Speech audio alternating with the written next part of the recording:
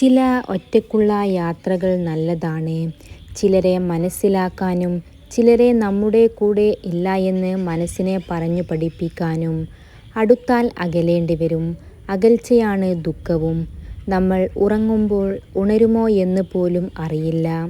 എന്നിട്ട് നമ്മൾ എന്തിനാ ഉണർന്നിരിക്കുമ്പോൾ അഹങ്കരിച്ചു നടക്കുന്നത്? ആരും തന്നെ മനുഷ്യനായതുകൊണ്ട് മാത്രം വലിയവനാകുന്നില്ല. മറിച്ച് മനുഷ്യത്വം ഉള്ളവനാകുമ്പോഴാണ് വലിയവനാകുന്നത് എന്ന് മനസ്സിലാക്കുക. പറയാനാവാത്ത പ്രണയമായിരിക്കും ഈ ലോകത്ത് അധികവും ഉണ്ടാവുക.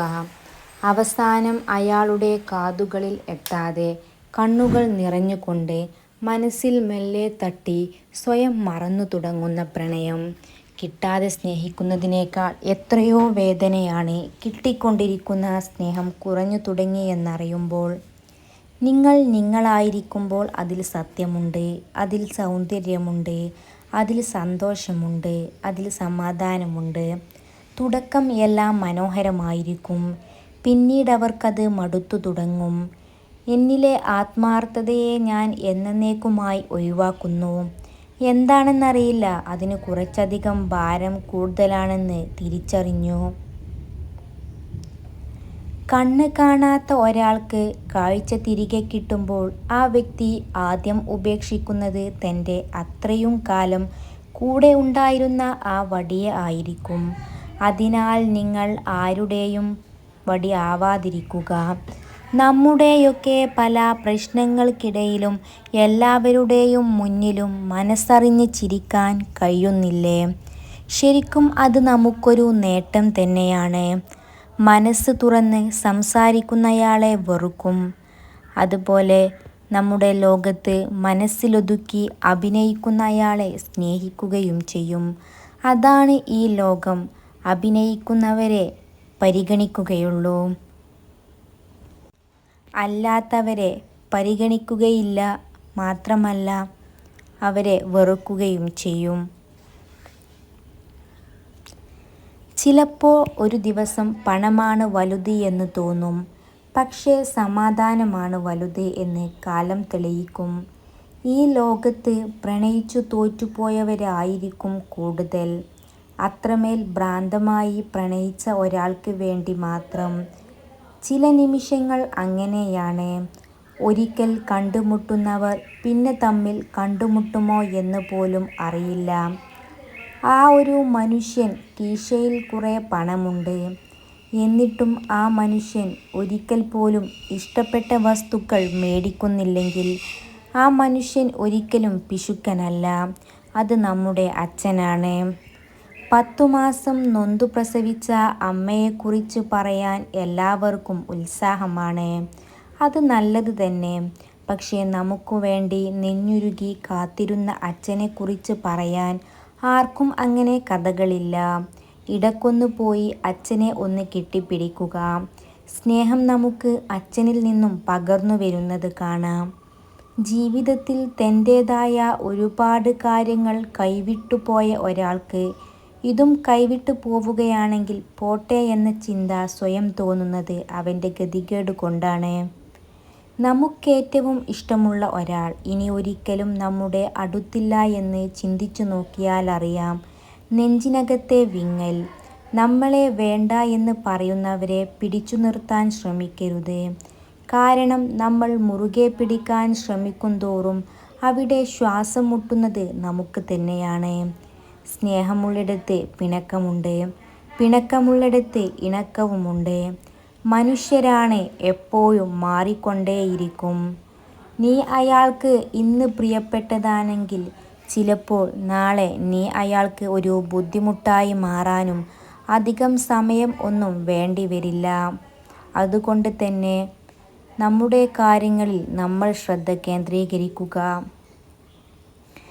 മുഖത്ത് മേക്കപ്പ് ഇടാത്ത സ്ത്രീകൾ പൊതുവെ വളരെ നിഷ്കളങ്കരാണെന്നും അതുപോലെ തന്നെ ആത്മവിശ്വാസം കൂടിയവരാണെന്ന് പഠനങ്ങൾ പറയുന്നു. നമ്മുടെ കണ്ണുകൾ നിറഞ്ഞാൽ, നമ്മുടെ നെഞ്ചൊന്ന് പിടഞ്ഞാൽ നമ്മൾ നമ്മളെ അറിയുന്ന ഒരാളുണ്ട്. അമ്മ.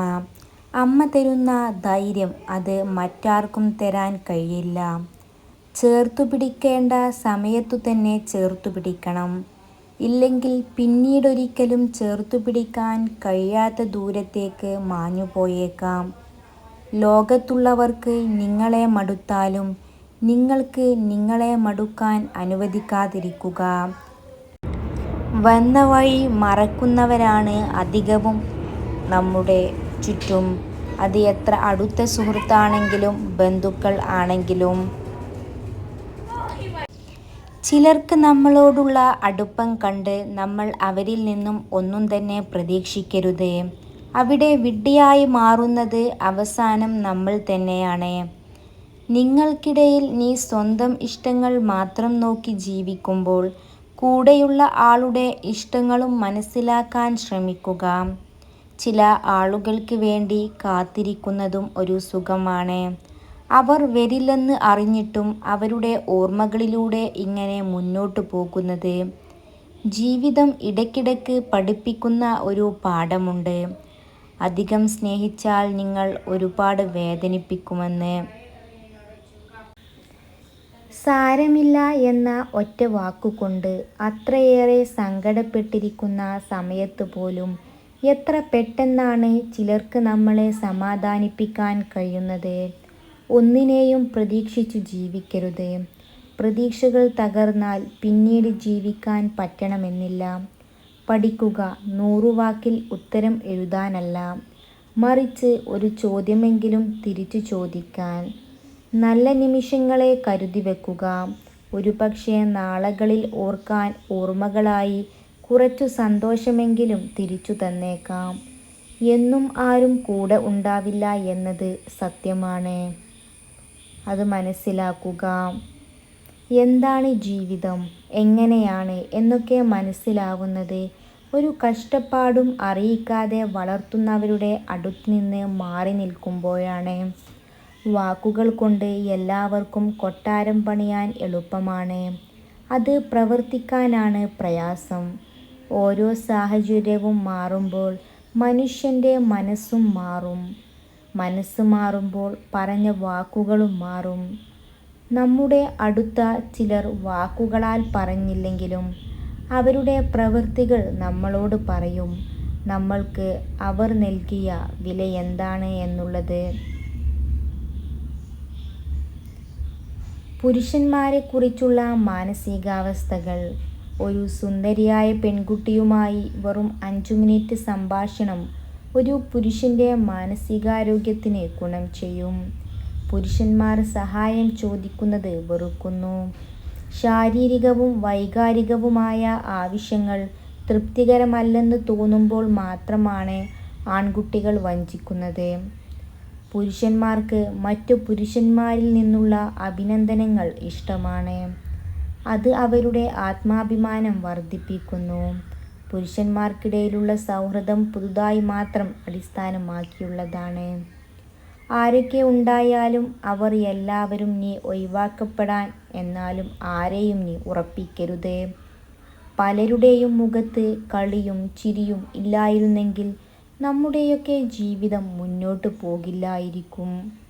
നമുക്ക് അത്രമേൽ പ്രിയപ്പെട്ട ഒരാളോട് തോന്നിയ ഇഷ്ടം തിരിച്ച് നമ്മളോടും തോന്നും എന്ന് വെറും തോന്നൽ മാത്രമാണ്. ഇല്ലാത്ത കാര്യങ്ങൾ പറഞ്ഞ് തർക്കിക്കുന്നതിനേക്കാളും നല്ലത് മൗനമാണ്. നിനക്ക് മറുപടിയില്ലാത്ത ഇടങ്ങളിൽ നീ ഒരിക്കലും ചോദ്യങ്ങളുമായി പോകരുത്. Thanks for watching. Don't forget to subscribe.